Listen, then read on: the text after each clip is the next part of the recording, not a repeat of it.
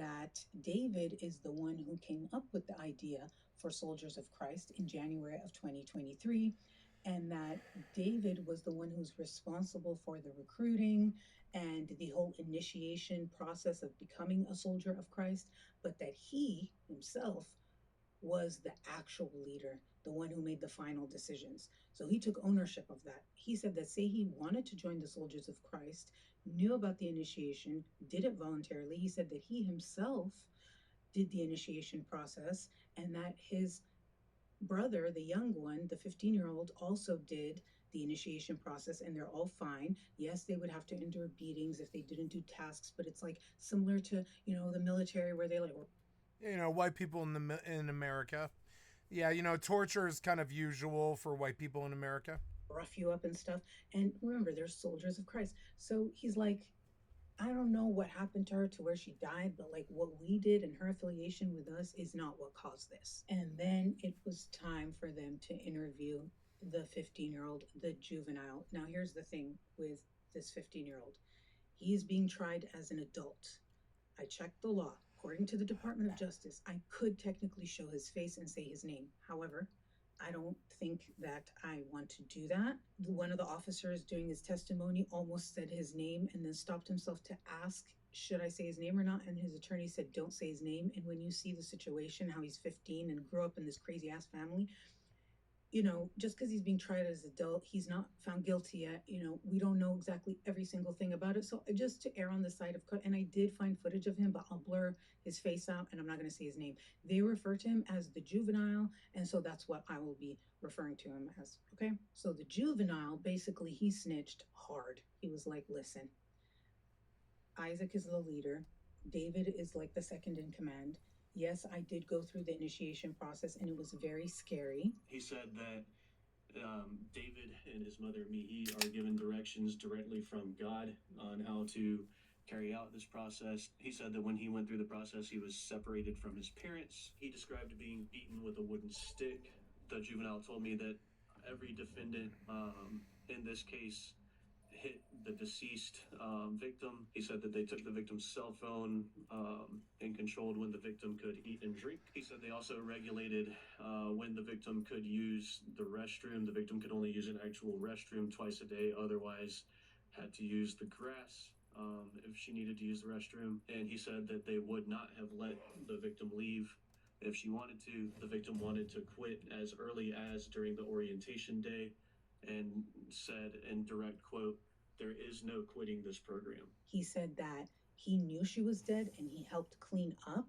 He also said that his mom, Mihi, got her messages directly from God and was involved in denying Sehi water and food and keeping her basically imprisoned against her will. Like, he sang like a canary.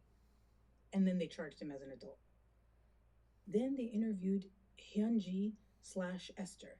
And there are some things that said that she was David, the eldest, his fiance, and then other things where they said she was his girlfriend. So I don't know, but they were in a relationship together and she lived in the house with them. Hyunji said that she was initiated in January when her partner David created the thing. So she was like one of the first members. According to David, Hyunji's position was doing household chores. But Hyunji said that she was more like an indentured servant. So like kind of a slave, but not really. Like, there's an endpoint. On top of that, a lot of the time period where Sehi was being basically tortured, beaten, and starved, that she was actually in South Korea and didn't know what was going on. However, if you look at the messages that they were then able to find when they got all up in their phones, she was more of a willing participant rather than an indentured servant. The next person they interviewed was a cousin of the Lee brothers, and that is Kawan Lee. He was the only one that wasn't a U.S. citizen. He was on besides Sehi, and he was on a visitor's visa. Gowan said that he had only been a member of the Soldiers of Christ for 2 months. Sorry, did you say your client's Gowan Lee? Yes, your client stated that the Lord told the others that he did not need to go through the initiation process because he was pure of mind and heart. He ended up admitting to participating in the beatings, torture, starving, all of that. And he admitted to it because he was confronted with evidence like video footage that was on Eric's phone showing that he participated in that stuff. Just like all the other members, they would admit to like whatever they were caught doing, but they would just like it always ended right there. Like, oh yeah, we did that, but that's part of the initiation. We also got initiated. We also got beaten, but we have nothing to do with her actually dying because she was relegated to the basement. Not relegated, confined, trapped in the basement. And Eric was like her handler. And Eric is who everyone blamed for what happened to Sahi. And Eric is claiming, I'm not a member of the Soldiers of Christ. I am a victim too. I'm like Sahi. Here's what really happened. And we're going to go through the facts based on what they found on their phones. It all started on July 21st, 2023, when Sahi Cho arrived in the United States to join the Soldiers of Christ. Because her mom actually knew Mihi Lee, the mother of all of these soldiers of Christ. The tragic thing here is that Sadie had actually been assaulted sexually in Korea. And it was so bad she had fallen into this deep depression. And she was looking for something. God, the parents of these wee boys, they were pastors in Atlanta, but it was like a normal church and they were known in the community. They have a church family? Yes, so the father and Mihi were, I believe, from my understanding, pastors at this church. What is the name of the church? I know it's a Korean Pentecostal church. Sahi's mom is thinking that she's bringing her daughter to the States to be with this family that is like this good church-going pastor and pastor's wife and their children family, and it's a house of horrors, and they're not even doing what they do at this church. They're doing some crazy, sadistic, weird-ass shit behind closed doors. This video is sponsored by me, bitch. I don't have anything to pitch to you, but you know, I feel like some of you guys count on those sponsorship segments to lighten the mood Hi. a little bit. It's depressing over here. I love you, Kitty. I'm sorry, I'm just busy. Depressing. We have to laugh to keep from crying, and then we cry from laughter, and then we cry from the sadness. That's how I flirt. That's also why I'm single. Not ready to make. You know who my partner in life is? Okay, the dollar. Yeah, money. You know, they're like, oh, when you die, you can't take it with you. Oh, really? Have you heard of the pharaohs? Maybe I'll just start doing this from now on. Just like fake ass sponsorship segments where I'm not selling anything. Anyway, you know. Actually, I think the food arrived. So I gotta go. All right, bye. When Sehi arrives at this house with these people, they tell her, listen, we're gonna put you in something way more special than this church that everyone goes to. No, don't you want to be a soldier of Christ? If you want to be a soldier of Christ, you have to go through this initiation process, this training. And we all went through it and we all passed it. And now we're soldiers of Christ. Like they probably put on the uniforms and shit. I don't know if they did, but I'm just imagining. They explained to Sadie that this training process is basically tasks, right? You have to learn how to, do the posture and the salute, to be a soldier, and whatever teachings and learnings and things she has to study. And that if she fails to do it correctly, there could be beatings, but nothing crazy. Beatings like, I don't know, maybe a little smick smack here or something like that. And so, yeah, it's not pleasant, but it doesn't seem like, something that's going to kill you, because she's looking at all of them who claim they went through this, including a teenager. And remember, she's 33. So they're all telling her, like, it's not easy, but being a soldier of God ain't easy, baby. Are you in or are you out? And so she's like, okay, I'll do this, right? Remember, she's trying to find God. She's been doing this traumatic shit. She's in a foreign country. Like, did she even really have a choice? July 27th, 2023, the initiation begins. And according to messages between David, the eldest, and his girlfriend, Hyunji/Esther, they texted, by the way, through the Telegram app, and also there's like a Korean version of WhatsApp. I think it's called like Kakao or something. I'm probably saying it wrong, but basically they were trying to do this like encrypted messaging. The messages show that she knew that they were not giving her water. As soon as the initiation started, they deprived her of water. 3 days with no water, she lost consciousness. And they were texting, talking about how she's faint and feeble. And they basically give her barely enough to keep her alive and wake her up. And then they like put her on a fast. They're also beating her. Like there were videos that were found on Eric's phone. There was a video of her doing multiple jumping jacks, and in that video, she appeared to be weak. She looked like she was struggling. Of them whipping her with a belt. Kind of leaning on the ground with just her head touching the ground. She was standing on her head halfway, her hands behind her back, and she was being, there was a belt. She was being whipped with what appeared to be a belt. Freaking dunking her in ice baths. There was another video of her walking towards a cooler full of ice water, getting into it, and again, she appeared weak at that time. Sihi is not deceased as of yet, but it looks like she's struggling. She's having issues breathing. Her eyes, in my opinion, she appears to almost be dead. It doesn't appear like she can get out of the water. She looks like she's trying to move a little bit, but can't.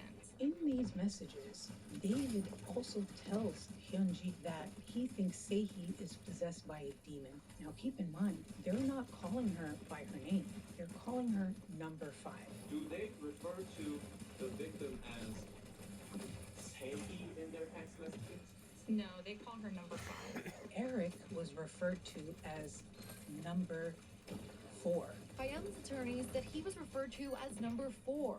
The woman who died was number 5.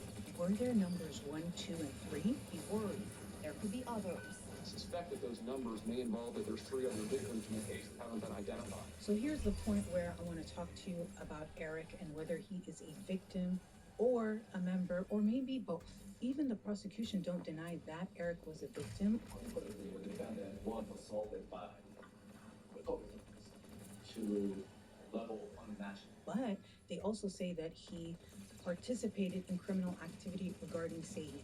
To obey their orders and handle and take care of a dead body for weeks. On July 24th of 2003, the defendant calls a funeral home and takes down notes on his phone the standard process of how to deal with a body and how a funeral home handles intake of a deceased person. Was he coerced though? The prosecution also points to text messages between Mihi, the mother, and Eric, because she was basically giving him instructions on what to do with Sehi, and he was updating her on Sehi's condition the whole time.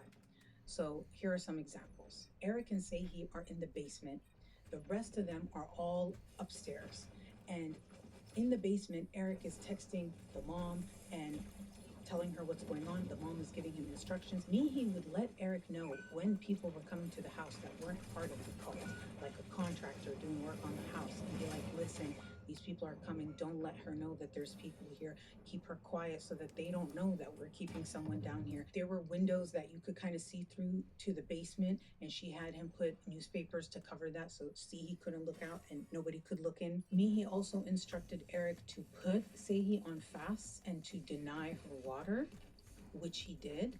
Then there are Google searches on Eric's phone where he's searching like about medical conditions and what to do when Sehi's urine had like a very strange odor that he felt like was some type of illness. And then there's messages where he's telling Mihi about the fact that the medication that they're trying to give her, some pills, that she can't even swallow them. According to Eric's lawyer, the abuse he suffered was really fucking bad, because remember in the beginning, didn't I tell you that he was so injured that it took him 20 minutes to get out of the car, and that when the police asked him what happened, he told them there was an explosion and they saw physical injuries. His attorney said Eric was physically tortured. He was beaten with a belt in his genitals and face until he was knocked unconscious. He was stripped naked and shot with an airsoft gun all over his body, causing over 100 wounds. He said Eric can barely walk. The Lees used a sanding block to sand the skin off his chest to indoctrinate him into their religious extremism.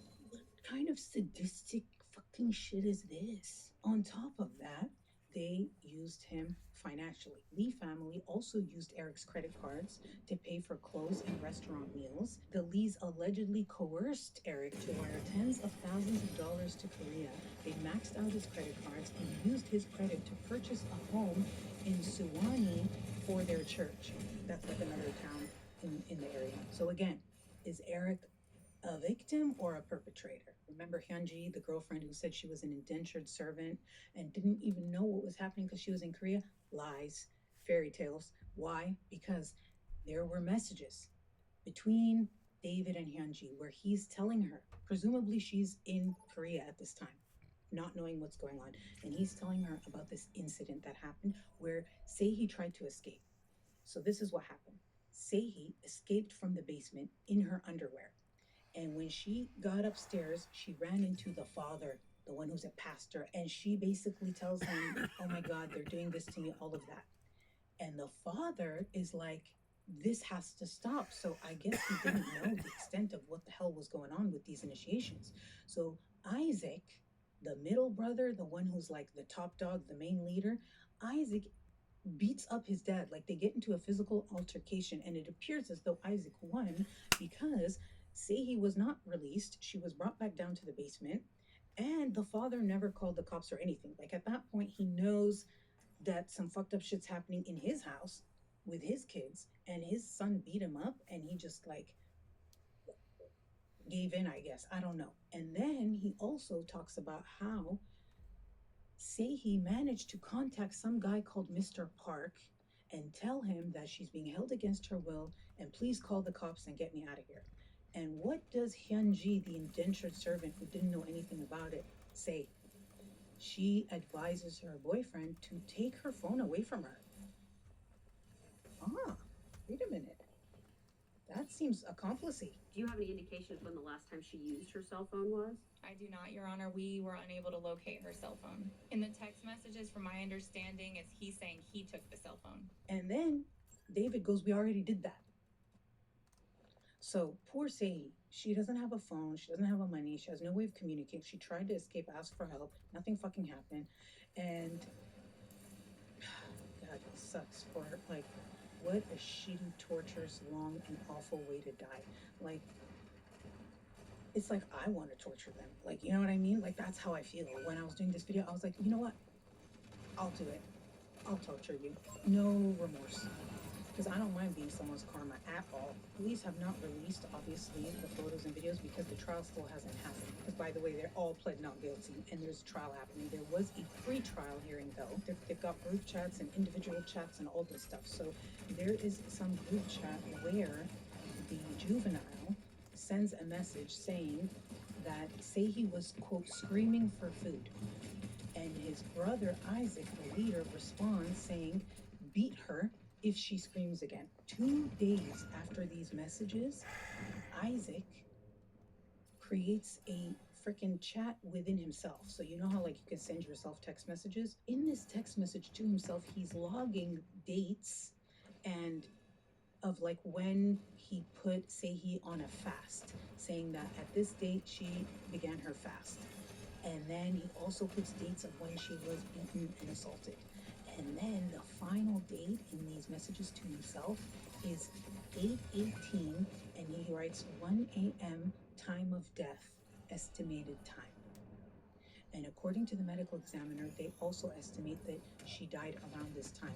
The middle to the end of August is what they said. She showed up to the house on July 21st, 2023. If we go by this particular date, which is the 18th, so less than a month later, she's already dead. Less than a week after she arrived, they stopped giving her water. So literally, for almost a month, it was pure torture and hell.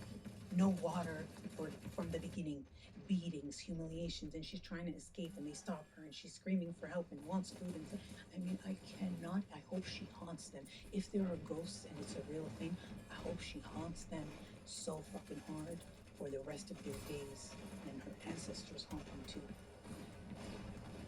I was gonna apologize, but I'm not. I was gonna be like, sorry, I went off the rails. No, I'm on the, this is very on the rails. Apparently, Eric is the one who discovered that Seihi was dead. He was down there in the basement with her. There's a picture that was taken that shows that Seihi is dead. And according to the detective, the reason why they know she's dead in this picture is because of there were signs of decomposition. I think Zach can describe the decomposition a little bit. Like the discoloration, you can see her hands and the feet. They're turning like purple and black. After Seihi died, Mihi the mom who was texting Eric with all these instructions, she told Eric, quote, "You did everything you could." None of them did they did everything to kill her. You sons of bitches. Now here's the kicker. You see all this information I gave you? According to the testimony of the detective at the pre-trial hearing, this information is from them only being able to go through roughly 40% of the data, meaning text, video, photos of all their phones, because they've got 7 phones that they're extracting all this data from. A lot of it is in Korean, and so they're having to have translators and things like that. It just takes time. All of this is literally maybe just half of the story. We don't know what else could come out, and we've only given us enough to for the pretrial hearing. It's a lower standard, which is just probable cause instead of beyond a reasonable doubt. It's just to see if the trial's going to move forward, because they're pleading not guilty, and the trial is going to move forward. I need to tell you what happened after she died. Can you believe that this fucking David guy, the one who created the whole thing and was part of the recruiting and training process, he was immediately trying to recruit another member after Sehi died. Which again, remember that when you think about how she's number 5 and Eric was number 4, and they're already recruiting. So when someone dies, it doesn't faze them. They go recruit right after. So what happened to 1, 2, and 3? Are they dead? David, he was a student at Emory University, and he was trying to actively recruit members from his school. He ends up finding a girl, a Korean American girl, who is not from his school, but she was attending Georgia State University, and she had plans to go to Georgia Tech. And he actually got to the point where he had a meeting with her, and she seemed somewhat interested, and he's trying to get her to do the initiation process with them and all this shit, which oh my God, imagine if she went there and what could have happened. Additionally, after she died, Sehi, they started to build a mini church in the basement, because the goal was they wanted 12 disciples. So how do we get to the point where you've got Eric in that silver Jaguar with Sehi in the trunk of the car? According to Eric's lawyer, he said that Eric escaped. If he didn't escape the way that he did, he thinks he would have ended up dead just like Sehi. They have not released the full and complete autopsy yet. All we know is that it was ruled a homicide, and they said that malnourishment was a contributing factor. Now let's talk about the arrests and the charges and what's going on with the trial. September 12th, 2023 is when Eric drove the car to the spa and the body was discovered. September 14th were the initial arrests of just the younger generation, which is the 3 brothers, Junhoo David Lee, who's 26, the leader, Junhyun Isaac Lee, who's 22, the juvenile, who's 15, the girlfriend, Hyunji Esther Lee, who's 25, and the cousin, Kaoham Lee, who's 26. Eric Hyun is also 26. He also got charged. What did they get charged with? Felony murder, false imprisonment, tampering with evidence, and concealing the death of another. A day later, they added criminal street gang charges to all of them except for Eric. Now police are calling their group a criminal street gang, charging them with gang activity on top of felony murder. I work with the Gwinnett County Police Department gang unit. Oftentimes, criminal street gang members commit various criminal offenses. It's oftentimes referred to as putting in work. Some very famous criminal street gangs throughout history have been organized with the best of intentions, such as the Bloods and the Crips were both organized to protect marginalized communities from an oppressive system. But they eventually went on to start committing various crimes, such as false imprisonment and murder, and are now definitively criminal street gangs. They also hit them with RICO charges. At this point, they had not charged the mother. It was just the young generation. The mother and the father were not charged. But then, once they started looking into the messages and everything like that, they realized that the mother was way more involved.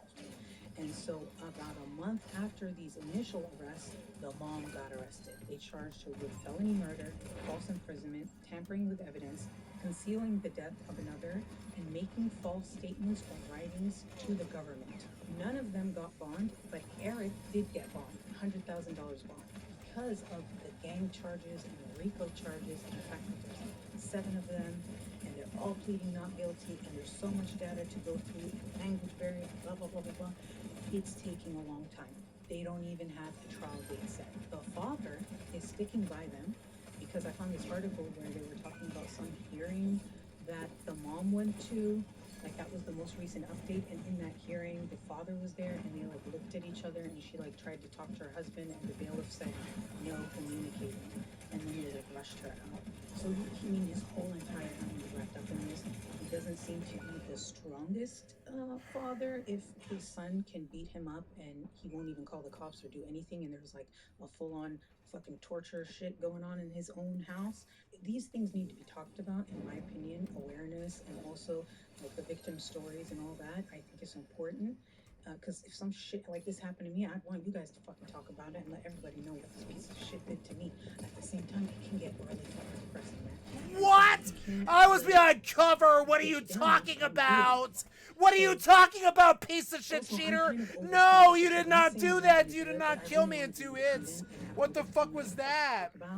And I would still do these little fake ones just to lighten the mood if you guys are into it, you know. But I don't know what's gonna happen from here on out. Like, I'm doing this day by day. I'd love to get your feedback, and you know, I'll make the final decision, bitch.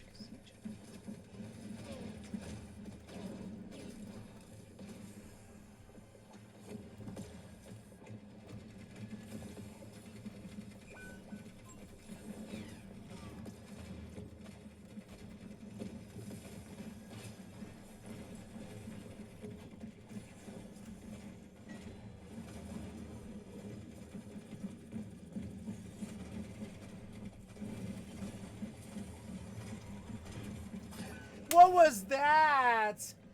What was that? What the fuck was that? Some piece of shit was shooting me in the back. What was this? How the fuck did you get pie? 5 people. How did you get pie? 5 people. And there it goes. We lost this. Well, it was a good match.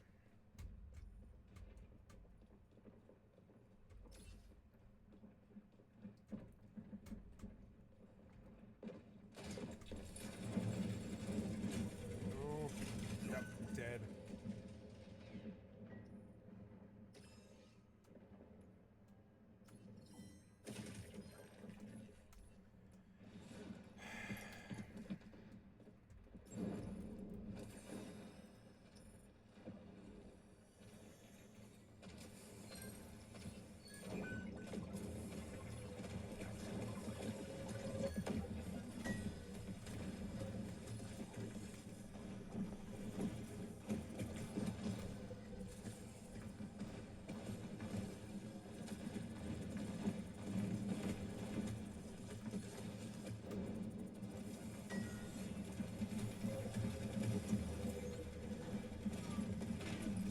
What?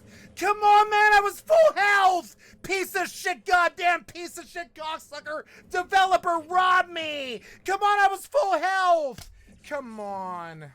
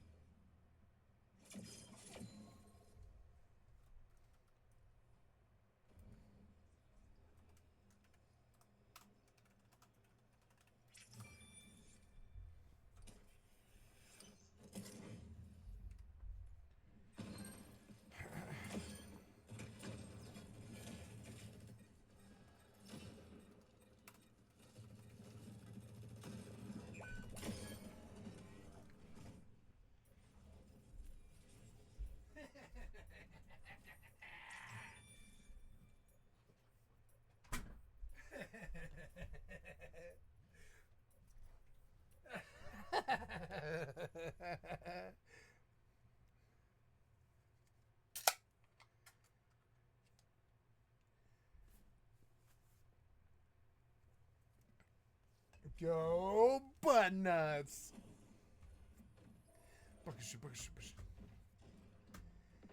Oh, I love you.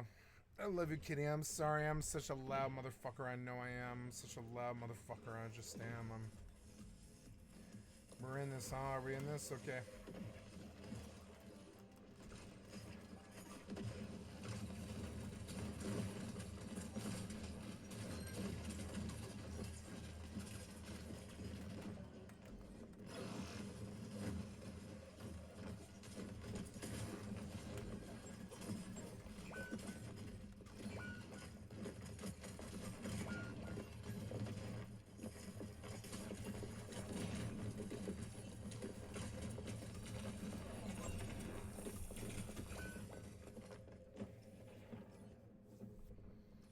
So annoying.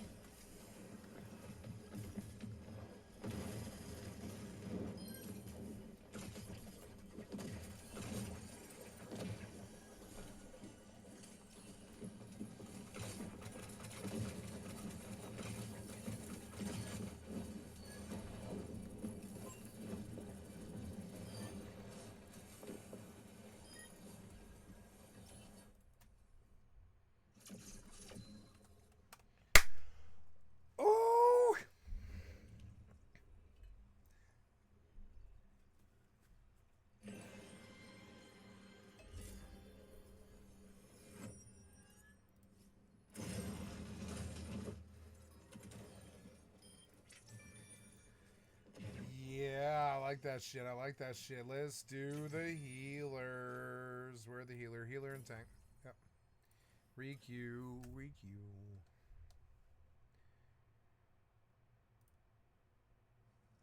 All right, Scott. Scott, you grew up where? Where are you from? I'm from Greenville, South Carolina. Greenbow, South Carolina, like Forrest Gump. Average home, Christian home. Actually, both of my grandfathers were pastors. So in my household, there's a lot of music, but a good family. I was the only child, which probably explains a lot, but I grew up in that Christian home. I went to Christian school for like the first 7 years. On weekends, my family, as I said, was very musical. So we would help open up churches or play at other churches and things like that. So usually, at least every other weekend, I'm sitting around as a kid watching everybody jam. What kind of teenager were you? I was rowdy, worldly. And my teenage years in high school, and I dive deep into this and go through it thoroughly in the book, but I played ball, but I was one of those guys that could just go anywhere. I always had the ability to connect with people, no matter what size, shape, background. And of course, as you're growing up, and this is in the 80s, you're learning more about life. And that's, as I talk about in the book, I started seeing racism and things like that. But one of the stories I tell is I was a musician. I am a musician and a singer. And I was in a band, and we played at the talent show in high school. And we played Hot for Teacher. And my maturity for playing in front of a live crowd was not a lot. It was keg parties. So if you grab your crotch when you're saying Hot for Teacher or you're doing something like that, it goes a long way at a keg party. Not so much at a high school where parents are coming to see their kids do things at the talent show. They closed the curtain on us. I almost got expelled. But my vice principal, Mr. Walker, was a black man. He, for the first 2 years, man, I was like, God, this guy does not like me. But it's on me. It's probably my attitude. But after that event, I got called into his office that Monday. And he said, you know why I called you in here? And I said, yeah. I said, I was protesting. I'm like, man, whatever they're saying, I didn't grab myself that much. He had it taped. And he played the tape. And I'm like, this is bad. I'm like, this is so bad. And we started joking. And next thing you know, we were laughing and getting along. So fast forward, he gets his house and his car damaged. They spray painted his house, keyed his car, spray painted his car, toilet paper, all kinds of things like that, racial slurs. And he calls me into his office. I think I'm in trouble. And he calls me into his office and he's like, did you hear about what happened to my home? And I was like, yeah, Mr. Walker, I actually saw it. I drove by and saw it. And he said, man, I've watched you and I've seen that you've got the ability to go into the smoking area, to go out with the potheads, to be a jock, to be a musician, to hang out with people with good grades. And he asked me if I'd be willing to help him figure out who did it. And I said, absolutely. So even though I was in my true name, the technique I was using later on in life, especially the undercover technique, I started going in and hanging out in crowds and trying not to be suspicious, but try to find out information. And we ended up pretty much narrowing it down to who it was that did it. So that's my first memory of ever trying to infiltrate and find out information. That's great. That's great. And that led you into what kind of work? Well, so after high school, I went to Charleston Southern University, down in it's basically North Charleston, South Carolina. But I played ball there. Really, I went to college, so I'd have 4 more years to figure out what I was going to do in my life because I didn't know what I was doing. And I was bouncing already at bars, and I came across an elective that was criminal justice. And man, I really liked it. And it just kind of went in with my mentality of kind of being a servant's heart, being a shepherd, a bully of bullies. kind of thing. And man, it took off. I started meeting more cops because as I was bouncing, some cops would be working the door, and I'd start talking to them about police work and this, that, and the other. And whenever I did my first ride along with a cop, that was it. I was hooked. Software Underbelly is about giving people a space to tell their stories, even when these stories challenge what we think we know. Ground News shows us different perspectives in the media, which is why Ground News is a perfect sponsor for my channel. In a world where algorithms censor much of the information we receive, some of the most important stories get missed from our news feeds. Ground News highlights local news from around the world, giving you an on-the-ground perspective that national coverage might miss. The app and website empowers you to form your own opinions by presenting you with every article published on any news story worldwide. My favorite part of the app is the data it gives you on each news source as you read it, such as where it leans on the political spectrum, a factuality rating indicating how subjective their printed reporting tends to be, and who funds it. I particularly like their blind spot feed, dedicated to showing you news stories that are underrepresented in the mainstream media. You can check this all out by scanning the QR code on screen or clicking the link below. It's easy to forget how much bias can shape the reality we live in. And in a world where our attention is constantly being fought over, my Vantage plan easily helps me keep up with more important stories slipping through the cracks. So I encourage you to check them out at ground.news/SWU. Subscribe to my link or download the mobile app and enter promo code SWU to save 40% off their Vantage plan. And by subscribing or even gifting it to someone you know, you're helping hold the media accountable and helping my channel directly. Thank you for watching. And you started out as just a regular cop on the street? Yes. Greenville County Sheriff's Office, Greenville, South Carolina, hired me. And I was a uniform cop for the first 3 years, uniform patrol, so that's all the calls, car stops, you name it. After my 3rd year, I made vice and narcotics investigator. So now, as most vice and narcotics guys and gals do, gals don't, but guys do, immediately grow facial hair out, you know, because you can't have it when you're in uniform, at least back then at my sheriff's office. So I get in there, now I'm learning from people that have been doing it a while. And one of my mentors was actually the world's strongest man in the late 80s. So he was a beast. And of course, I was attracted to him like a moth to a flame. You know, I'm like, I want to learn from this guy. And that's when I started doing the undercover technique. That's when I went to, there's a 1-week school in Columbia, South Carolina at the Criminal Justice Academy, undercover techniques. So I go and get certified in that. And I mean, when you're working vice and narcotics, you're also running sources, you're developing sources, you're going into high drug trafficking areas or high prostitution areas, and also vice. During that time in South Carolina, gambling was illegal, so that was included in vice. So you start doing that, but then I get certified and I start doing street level buys. You know, going down to the corner and buying crack. Bought some heroin. Crack was the big thing. Cocaine and crack was, I think, our biggest. I mean, weed was a big deal back then. It's not anymore, but that was still something too. And how many years did you do that kind of work? I was a vice narcotics investigator for 2 years. So total time at the sheriff's office, 5 years. I applied with the FBI. Probably the process started at the end of '97. It takes about a year, if I remember correctly, but I was hired by the FBI, and September 27th of '98, I showed up at Quantico for new agent training. How different is the FBI life from undercover cop? Well, there are some similarities. There are. I think the big difference is it's such a bigger organization, and you have so many more tools in your toolbox to use to investigate people. But really, it's just another academy. I mean, I went through the police academy. Now I'm going through the FBI academy. But yeah, you open up when you open up your repertoire, you open up your cadre. Now you're going to get the Joe Pistones coming in and talking to you. You're going to get, I mean, these people that have done amazing things all over the country and sometimes the world, and you're getting to meet them. So that was always really cool. when you were a kid, did you ever think this would be the life that you were living? No,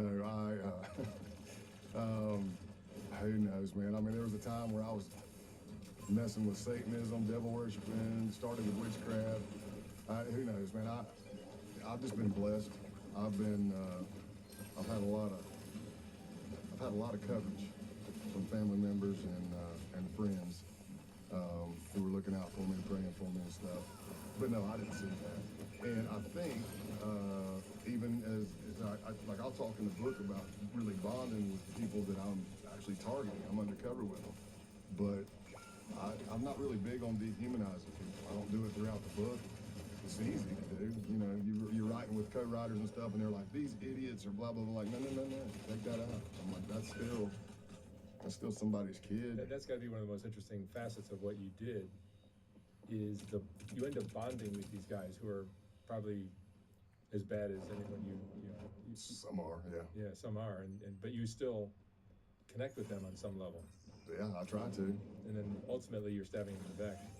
Yes, that is the true definition of undercover work. I just put on training the other day, and I asked the class, it was cadets going through the police academy. I'm like, what is undercover to you? And some people will be like, oh, acting, or you're lying. You nailed it.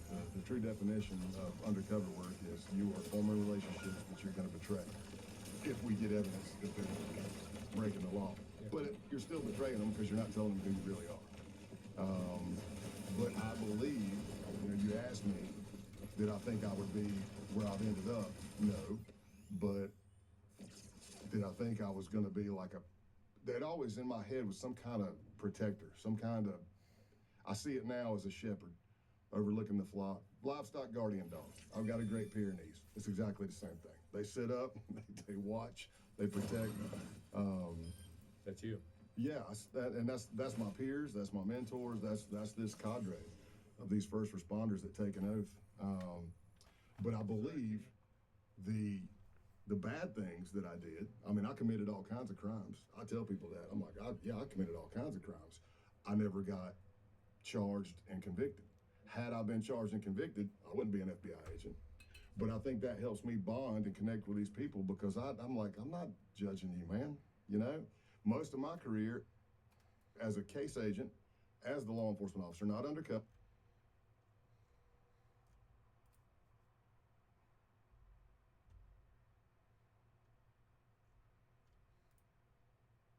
Hey there, drowsy historian here. Tonight, you're not heading back to the trenches, but to a Europe still shaped by them. The war is over, the bugles have fallen silent, and the newspapers are full of bright headlines about peace and prosperity. Just not for you. You've come home with an injury that never quite healed. The streets are crowded, the cafes are noisy, and the world seems in a hurry to forget. In the early 1920s, there's no shortage of advice for men like you. Take a walk, get fresh air, try to sleep. And when none of that works, there's something new from the chemist's shelf. A small vial or packet prescribed with a smile that promises rest. They don't tell you how much you'll come to need it. Before we put that first dose in your hand and watch the city fade at the edges, do me one small favour. Tell me where you're listening from and what time it is there. If you'd prefer these stories without ads, you can join the Patreon. It's linked in the description.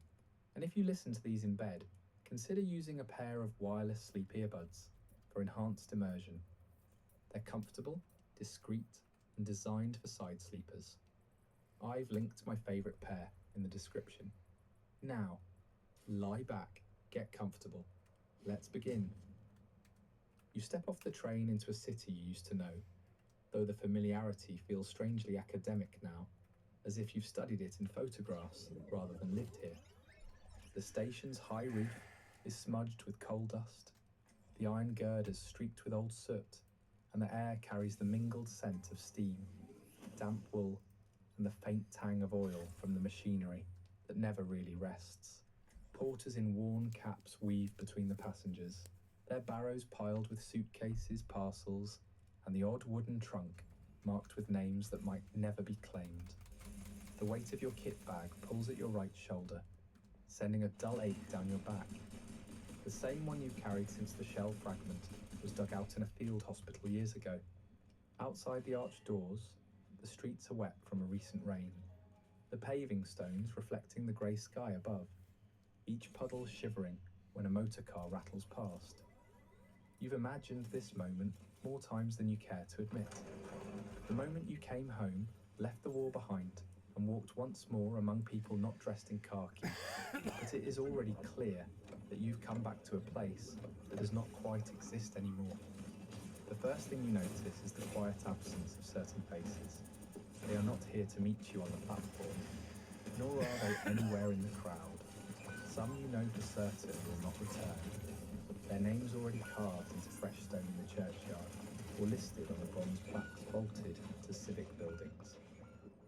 Others simply disappeared into the cracks of peace, moved away, married, found work elsewhere, or in some cases taken to avoiding former comrades entirely. The war has scattered people, like leaves in wind, and you realise there is no regathering them. What remains in their place are strangers with hurried steps, their eyes skimming past yours, too polite or too cautious to stare at the way you walk or at the old service tunic you still wear, because you haven't yet replaced it. A few men pass you on crutches, their trousers pinned where a leg should be, while others stand outside shop fronts with tin cups at their feet, eyes downcast, their uniforms patched and fraying at the seams. These are the ones who couldn't fit themselves back into the clockwork of civilian life, and for the first time you suspect you might be one of them. You walk through streets that should be reassuring in their ordinariness, the rows of brick terraces, the chimneys, the public houses with their frosted windows. But every corner seems touched by the war. Posters still cling to walls in faded strips, urging men to enlist or civilians to buy bonds. The painted lettering is peeling now, the bright colours dull to the colour of dust, but the slogans remain legible if you care to look. In shop windows, mannequins wear suits cut from cloth far finer than anything you've had in years, and their faces, blank and serene, seem almost smug in their detachment from the grit and cold outside. You think of the shops in towns you passed through during the war, their fronts blasted in, the mannequins half buried in rubble, and the memory sits like a stone in your chest. Peace, it seems, hasn't removed the contrast between those who have and those who have not. It has only sharpened it. By the time you reach the street where you'll be staying, the afternoon has already begun to lean toward evening. You've chosen a boarding house because it's cheaper than a hotel and less lonely than a rented flat, at least in theory. The building is narrow, squeezed between a green grocer's with a slanted awning and a small shop that smells faintly of turpentine. Its door is painted a weary green, the brass knocker tarnished to a dull brown. Inside, the hallway is dim, lit by a single wall lamp that flickers when the wind pushes against the windows. The landlady, a woman of indeterminate age with arms like broom handles, shows you to your room without ceremony. She points out the shared washroom down the hall, mentions the rules about visitors, and tells you when breakfast is served. Her voice is brisk, efficient, the same tone used for every tenant, and you suspect that if you collapsed on the floor, she would step around you to dust the skirting boards. Your room is small but not uncomfortable. A narrow bed against one wall, a chest of drawers with a cracked mirror on top, a table just big enough for a chair, and a lamp. The wallpaper is patterned with faded vines and the occasional water stain. The floorboards creak when you cross them. There is no fire in the grate.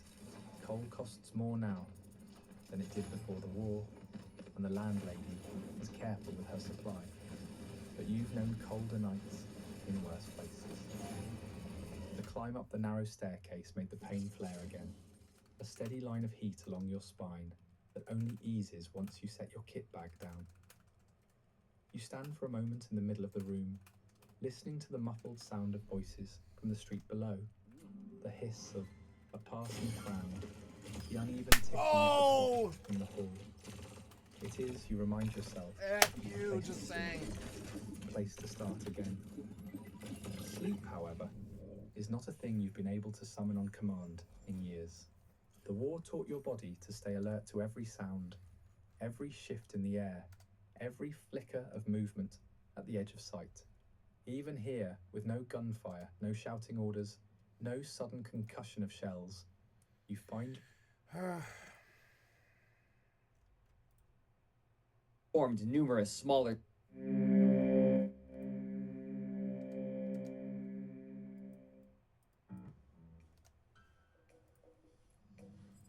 Of the strange research to come out of mid-1900s America, there is little with a legacy as enduring or as terrifying as the mouse utopia experiments.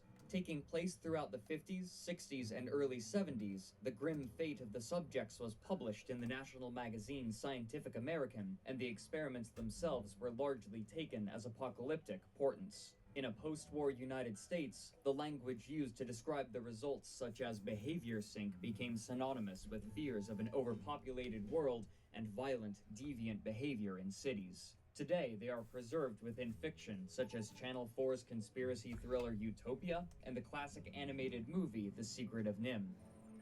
Our world began changing. So what were the mouse utopia experiments?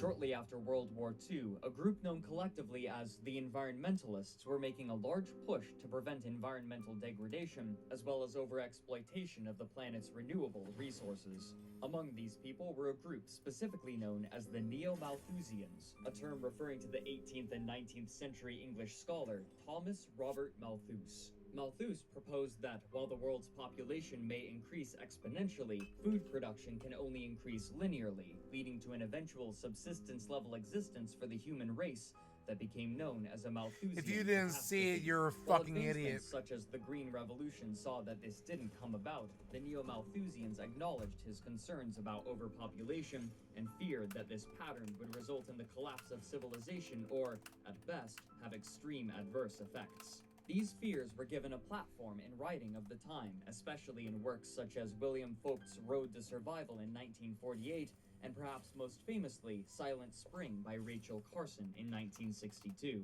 Before the movement's explosion of popularity in the 50s and 60s, however, researchers had already begun work investigating the effects of population growth, and among them was a man named John V. Calhoun. Born in 1917, Calhoun took an early interest in science, specifically ornithology, publishing his first paper on birds when he was 15, but over time, his interest would change. By the time he received his PhD, his focus had turned to ethology, the study of animal behavior. When his education was concluded, he moved with his family to Towson, Maryland, to begin research at Johns Hopkins University in nearby Baltimore, but the research itself would be conducted much closer to home. In 1947, shortly after he arrived, he approached his neighbor about using some of their neglected property for an experiment. The scope would be massive, and according to Calhoun, his neighbor probably didn't expect such a scale when they agreed to let him use the forested area. Taking over a quarter of an acre, Calhoun constructed a massive habitat, complete with food, water, ample shelter, and protection from predators, with the only limiting condition being their restriction to the quarter-acre living space. He affectionately provided his enclosure a name, Rat City. Unfortunately, no publicly available images of Rat City exist. Calhoun was very familiar with Norway rats, having performed research on them for his doctorate, and he estimated that Rat City could sustain approximately 5,000 individuals, though if they reached this number, the population density would be tight. He began by placing 5 pregnant females in the enclosure, providing ample genetic diversity, and soon the population was increasing exponentially. But then something surprising happened. Rather than the population increasing to fill the space of the enclosure, it quickly leveled off at 150 members. He also noted some behavioral peculiarities. Despite the large size of Rat City, the residents seemed to gather around just a few places, forming social groups of 12 and limiting themselves to specific feeding locations. He would conclude the experiment after 2 years and 4 months, during which the population never grew over 200. Careful observation revealed the cause: high infant mortality. For some reason, as the experiment progressed and the population increased, the mothers were not caring for their young properly, leading to most of them dying before reaching maturity. Calhoun had his theories as to why this was, but to prove them, he would need more data.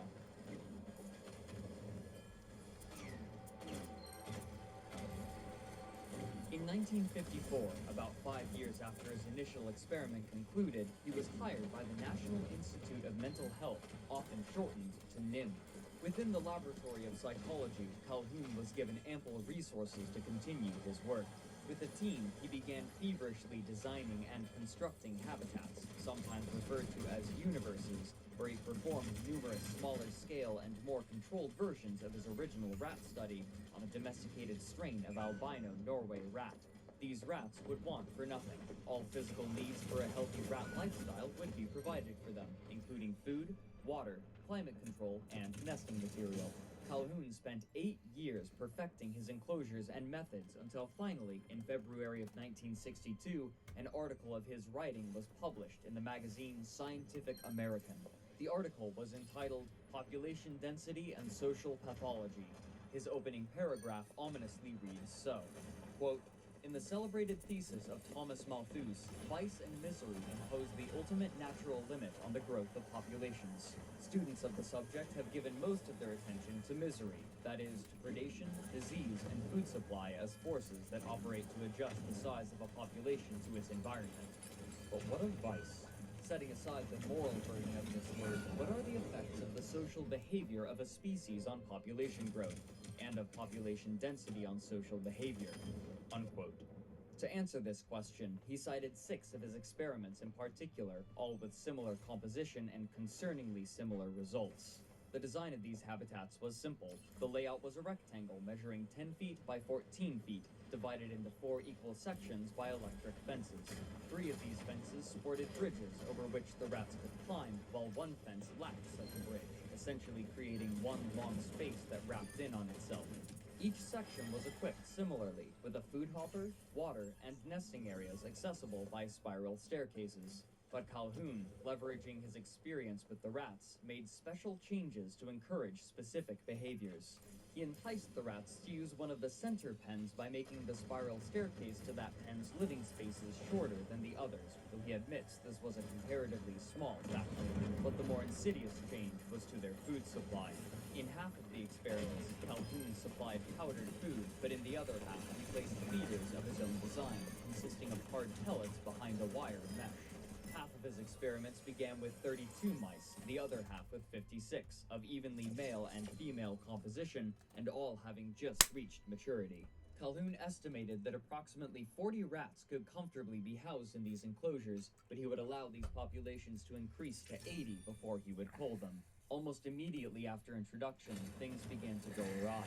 The females, unsurprisingly, spread themselves out somewhat evenly through the pens, but after the males jockeyed for dominance and those of highest rank were determined, they began to distribute themselves strangely. Less dominant male rats will typically awaken earlier and begin to wander and forage for food, and due to the design of the pen, this meant that they usually would end up in the center sections to eat. During this time, the dominant males of the outer pens would wake up and begin guarding their respective territories. Since there was only one entrance ramp to either end, the dominant males of either pen would bar the return of the less dominant males, forcing the male population to clump in the center pens, while the dominant end males protected what came to be their harems. Only a few other deferential males were allowed to remain. These few remaining Only a males few other began males settling were on allowed to behavior, remain. Though they would spend most of their time in the burrows with the females, hiding away from the dominant male, they would never attempt to mate with any of them. Instead, perplexingly, they would try to mate with the dominant male, and even more perplexing, the effect of Calhoun's special feeders was taking hold. Since procuring food was such a lengthy process at the hard food feeders, it was common for one rat to join another while in the process of feeding. By this method, the rats slowly became conditioned to eating in the company of other rats until, eventually, the rats would refuse to eat unless another rat was present. Since more rats tended to be in the center pens, this behavior meant that, over time, more and more rats made their way there, further condensing them. This heightened the proximity of an already cramped population. In the experiments with the powdered food, this effect was far less pronounced. With these factors combined, Calhoun noted what he called a behavioral sink, or an increase in pathological activity in the rats due to the stress involved in such high population density. For the females, the behavioral sink manifested in reduced capacity for nest building and young rearing. Infant rats are extremely dependent upon their mothers for nearly all things. However, under the effects of the behavioral sink, the mothers would often be interrupted in their nest building practices to engage in some other social activity. As time wore on, this led to sparser nests which could not house the young properly. If a mother decided to move her litter, she often would only move some of them or scatter them about the pen in separate locations. What's more, when female rats are ready to mate, the males can sense it, and the enclosed space meant that a female could not escape the continuous advances of the males during these periods. Even when they would enter their nests for a reprieve, they would be followed in and harrowed. These factors together resulted in an extremely high infant mortality rate, in one case reaching 96%. For the males, this manifested in different ways. The dominant males would occasionally lash out in violence against the other members of the pen, including infants, often biting and wounding their tails. Among the lower class males were three groups. The first he described as the homosexuals, which he immediately corrects as pansexuals, who would not compete for status, but would often attempt to mate with any other rat, regardless of gender or age. What? Much like in the end pens, these advances went unchallenged. The second group he described as somnambulists, who moved slowly through the pen without interacting with other individuals in any fashion, and the other rats, in turn, ignored them, except in rare circumstances. These rats, externally, he described as fat, sleek, and healthy-looking. But to him, the strangest group was the third, which he named the probers. These rats were hyperactive, hypersexual, and pansexual. Despite violence from the dominant males, they would viciously pursue females in heat, eschewing any sort of courtship ritual and following them into their burrows to mate. Later on in the experiments, they would often find the corpses of the improperly cared for young, which they would cannibalize. In time, one of Calhoun's assistants would publicly describe these pens as hell. At this point, Calhoun ended the experiments, but he predicted that these pathological changes would have eventually led to the deaths of the colonies. At their conclusion, he would take the 4 healthiest males and females and allow them to breed, but their behavior had been so inexorably altered that none of their pups survived beyond weaning.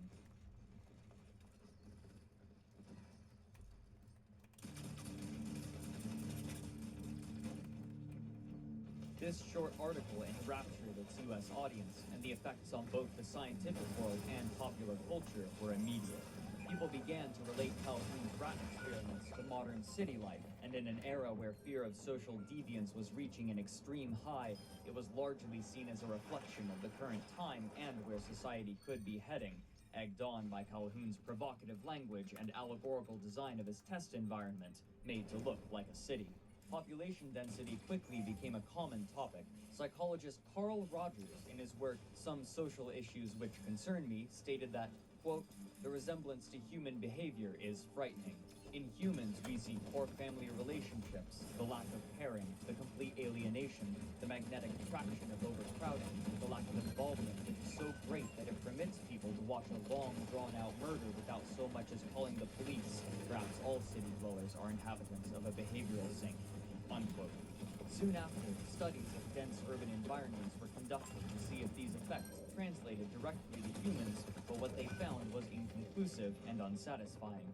Despite the suggestions of Calhoun's rats, humans in cities reacted differently or sometimes opposite the manner that researchers expected, depending on the location.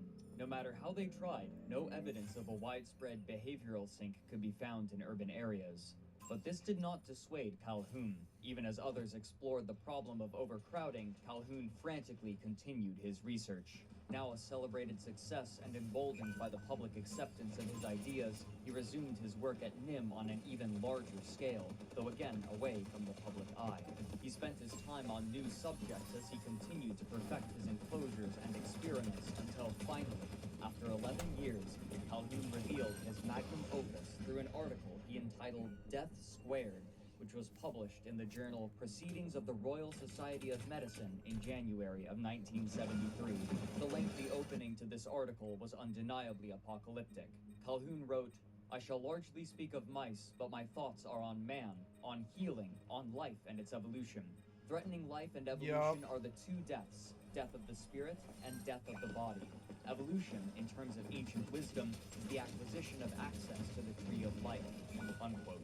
He goes on to heavily reference revelations and of the riders of the apocalypse, using them to proclaim that the Hippocratic Oath applies not only to the body, but to the spirit. After this dramatic introduction, he described his test. For the most part, these new experiments were similar to his 1963 trials, including unlimited access to food and water, protection from the elements and predators, and safeguards against disease. Many parts, however, were drastically altered. As Calhoun mentions in his introduction, the Norway rats used in his first publicized experiments were replaced with albino house mice, which were taken from a breeding group from the National Institutes of Health made specifically to prevent communicable disease. To fit his new subjects, Calhoun had designed an entirely new enclosure. This version was much more vertical, with 16 wall-mounted housing areas for the rats at the tops of long metal tubes, which Calhoun called walk-up apartments. At the bottom of each apartment was a virtually unlimited supply of food, water, and nesting material. With the space provided, Calhoun estimated that it could potentially hold 3,840 mice. He named this enclosure Universe 25. Calhoun's methods also had changed. Rather than instituting population controls, he would interfere far less. His plan was to place 8 mice in the enclosure, 4 male and 4 female, and simply watch. What? Calhoun observed 4 distinct phases in the ensuing experiment. Phase A was predictable, constituting the time period before the first new mice were born, which ended up being 104 days. For the mice, these days were, quote, marked by considerable social turmoil. After the social order was established and the first brood was born, the population began Phase B, which Calhoun named the exploitation phase. During this time, the mice doubled in number every 55 days as new young grew to maturity and had their own young.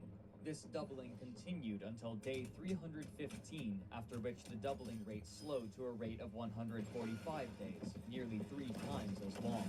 By this point, the different broods had clumped into one side of the pen, exhibiting the same sort of clumping as the Norway rats, but this time without any coaxing from Calhoun's designs. This change in the rate of procreation marked Phase C, which Calhoun labeled as the stagnation phase. This is when the most notable events occurred, and they eerily mirrored Calhoun's rat experiments. In a natural setting, those mice which find no social niche will leave the colony, but in this experiment, emigration was impossible, and so those forced to remain withdrew from society. These dejected males formed a large pool in the center of the enclosure. They quickly became characterized by both their inactivity and their many scars and wounds. Occasionally, they would grow agitated and attack one another, and with nowhere to retreat, the recipient of these attacks would simply lay still and endure the assault. The outcast females, rather than joining them, would retreat to the highest apartments and live quietly among one another. It was during this time that the behavioral sink manifested, with mice gathering around specific food hoppers in large numbers, while others remained almost entirely untouched, showing how, again, the need for social interaction had become so intertwined with the need for food that the former had overtaken the latter.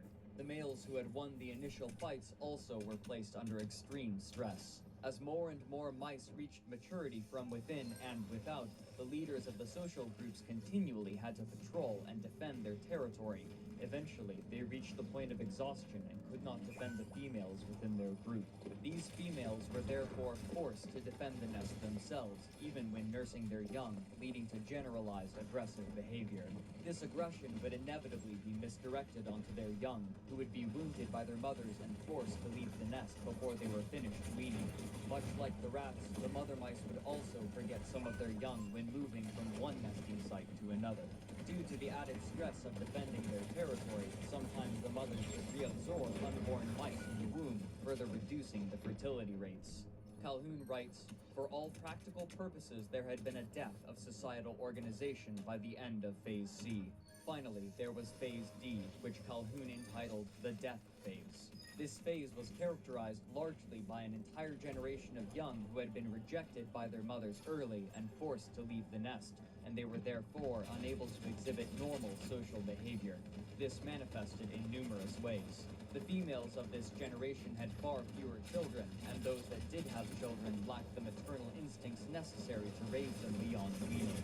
Calhoun goes on to describe the males of this generation. Quote, male counterparts to these non-reproducing females were soon dubbed the beautiful ones. They never engaged in sexual approaches toward females, and they never engaged in fighting, and so they had no wound or scar tissue. Thus, their pelage remained in excellent condition. Their behavioral repertoire became largely confined to eating, drinking, sleeping, and grooming, none of which carried any social implications beyond that represented by contiguity of bodies. Unquote. As the last mice with reproductive instincts aged beyond their fertility, Calhoun declared that the last male would die around day 1,780 of the experiment, effectively rendering the colony dead as it would be unable to produce any more young. His present tense language implied that, when the article was published, the colony was still technically alive, though its final fate was practically sealed. Calhoun closed his article with a call to action. For an animal so complex as man, there is no logical reason why a comparable sequence of events should not also lead to species extinction. If opportunities for role fulfillment fall far short of the demand by those capable of filling roles,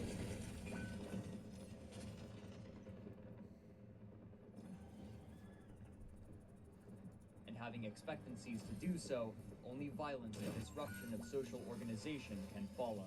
Individuals born under these circumstances will be so out of touch with reality as to be incapable even of alienation. Their most complex behaviors will become fragmented. Acquisition, creation, and utilization of ideas appropriate for life in a post-industrial, cultural, conceptual, technological society will have been blocked.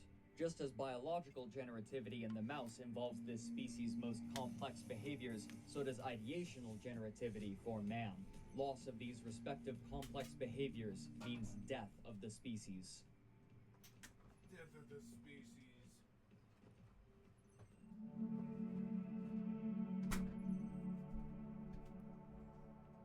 But even as Calhoun was performing his research on mice, others had been at work applying his theories to humans. By this point, researchers had moved to more specific locations of overcrowding rather than the generalized location of cities, testing the effects on students in dormitories and patients at hospitals. But the most fruitful example they discovered was in prisons. Paul Paulus from the University of Texas wrote that prisons were the perfect place for this sort of study, describing the social interaction between inmates as intense, prolonged, inescapable, and realistic. The prison and the study also offer the closest analog to Calhoun's rat experiments, since the prisoners could not escape the company of others, even in their communal cells. There, they found connections between over-socialization and suicide, violence, psychopathy, and stress. After such studies, environmental psychologists began to discover the problem. They identified two different kinds of density: physical density and social density.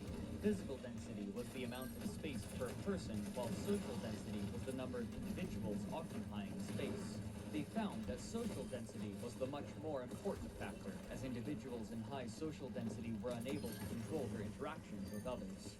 Based on this research, human environments could be designed to at least partially mitigate these issues, allowing those living within them the privacy they needed to maintain healthy social interaction. Outside of scientific discourse, Calhoun's rhetoric has maintained its strength through the years, with different groups of all political persuasions bending his results to support their views on social degradation, however they may define it. Among more scholarly sources, Calhoun has been both lauded and criticized for his work.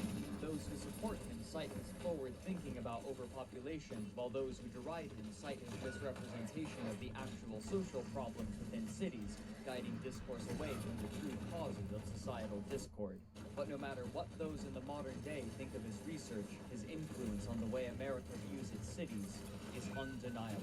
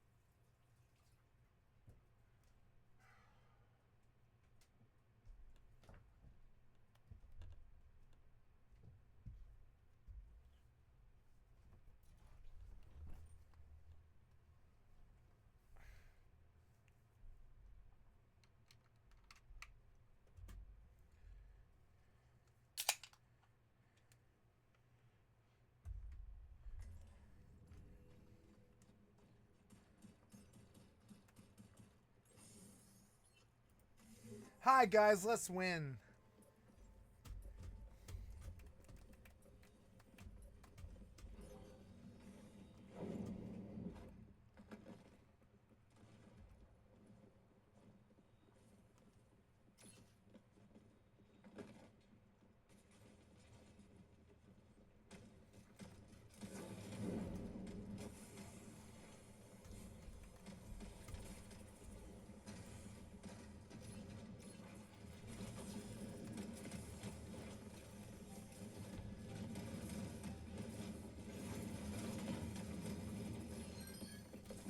Let's win.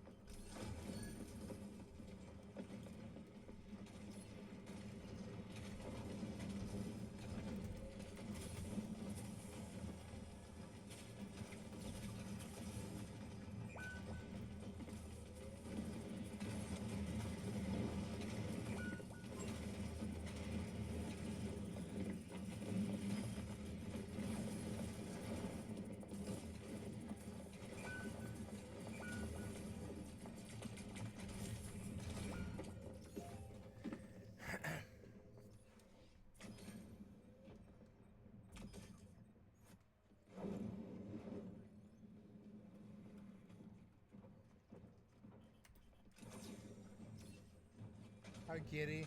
I love you.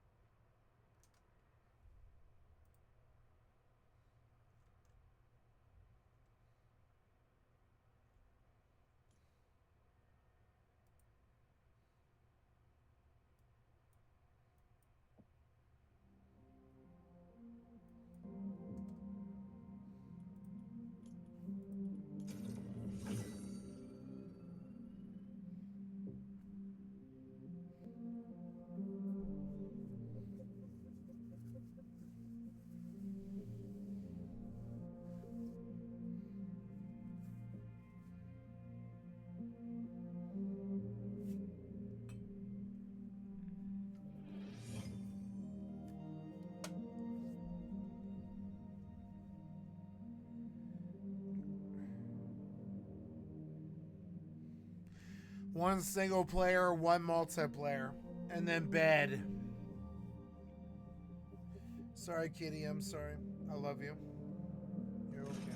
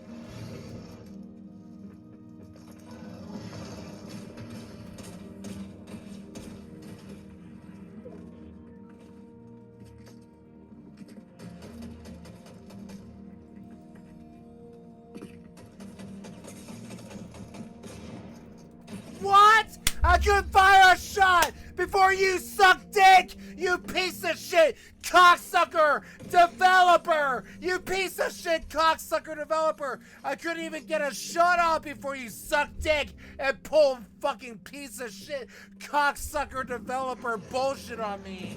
Come on, man!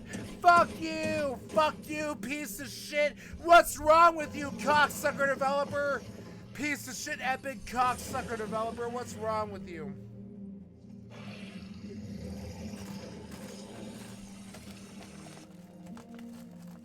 What the fuck was that?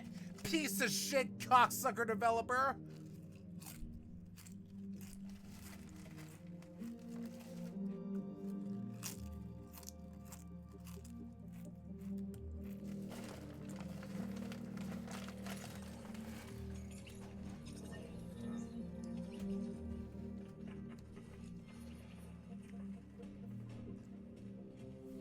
I'm done with you guys.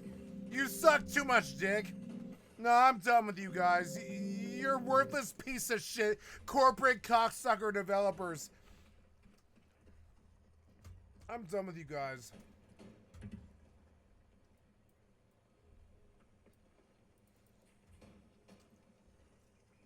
I gotta alt F4 this so they really know what I'm doing. You understand?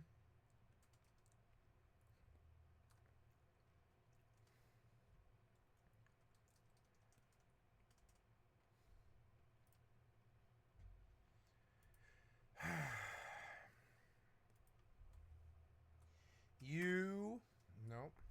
Try again. You worthless piece of shit cocksucker developers. Try again.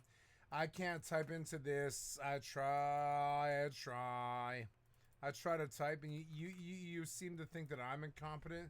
But no, I can't type into this box. I can't do it. I'm gonna turn my keyboard off. And turn it back on. There, see, you don't let me type into this box anymore. You don't let me type into this box anymore. You don't let me type into this box anymore, so I just don't even, I don't even know. There you go. You stupid piece of shit cocksucker fucking developer. Goodbye, piece of shit. You've been sucking dick all day long for fucking 7 years. And I just hope you choke and die on it, you fucking piece of shit. Fuck you.